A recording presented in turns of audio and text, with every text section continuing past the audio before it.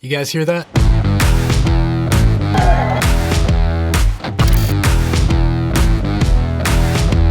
Hey everybody, welcome back to my channel. I'm Dave from Chase Summit. Today we've got a weird one. We're going to be taking a look at the Pareto insoles. These insoles aim to provide real auditory feedback while you're running to improve your efficiency and your stride. You can see here on the box it says real-time feedback insoles reduce overstriding, heel striking, braking force, and joint loading, and improve gait mechanics, running efficiency, foot and ankle strength, and coordination. That's a lot coming from an insole. So Pareto reached out to me and asked if I wanted to review these things, and I don't really have a problem with my stride, but I know a lot of people who do, including my wife. She's a heel striker and she won't admit it, but these things seem really interesting and I'm hoping they can provide some help to those who are struggling with their stride. Before we go any further, if you find these kinds of videos helpful or entertaining, make sure to give me a thumbs up down below and hit that subscribe button so you don't miss more videos from me in the future. And if you are interested in picking up a pair of Pareto insoles, I'll have a link down in the description along with a coupon code that will save you a couple of bucks off the price. That link will provide some commission on my end, but it costs nothing extra to you.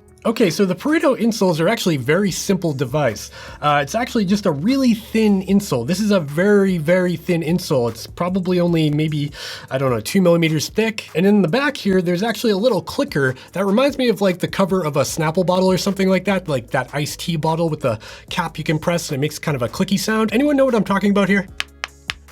It's a very clicky little thing that's in the back of the heel, and it's like laminated into the back of the insole itself. And the idea here is while you're running, if you start hearing that click, you know you're striking your heel instead of your midfoot or your forefoot. There's a bunch of articles out there by coaches and medical professionals talking about the advantages of midfoot and forefoot running versus landing on your heel. I'm not a doctor, I'm not a coach, so I'm just gonna tell you to go check out those articles. Maybe I'll link some down in the description if you're interested, and why it's beneficial to land on your midfoot or your forefoot. At the end of the day, if you're a midfoot or forefoot runner, it'll reduce your likelihood of being injured. And that's where the Pareto PR1s are trying to help you out. So how do you use these things? Well, first off, you gotta take these things out of the box, and these are kind of a universal fit.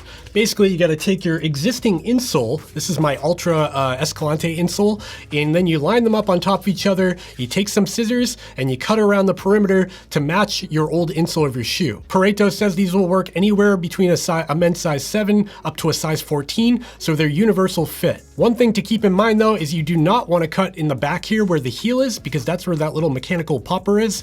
If you cut through that, then these won't work anymore. After you've cut the Pareto insole to match your old insole, you simply get rid of your old insole, or keep it somewhere, but don't use it, and replace it with the Pareto insole. These insoles are very thin, and my Ultra Escalante insoles were actually kind of thick. You can see them here.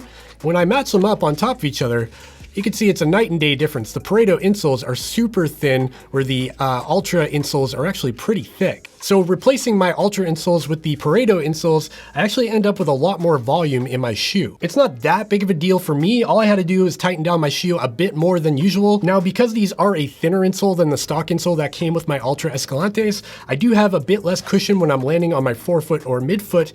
I can definitely feel the thickness difference of the insole, but it's not that big of a deal for me. It's just something to keep in mind if you're interested in this insole. All that being said, do these things actually work? Well, for me, yes and no. First off, I have to admit that I don't really have a problem with my gait. My running efficiency, I think, is pretty good. I've been analyzed a couple of times on a treadmill, and I have a neutral gait, and I land on my forefoot basically 100% of the time. So for me to test these out, it was kind of an unfair test because I really had to force myself to land on my heel. To test these out, I tried them on my treadmill, also on the road, and also on the trail, and for the most part, I do think they work, but it's hard for me to say for sure. Basically, for me to hear a pop or a click in the back of the heel, I really had to be like way up on the back of the heel. I had to really be landing like this instead of like something like this.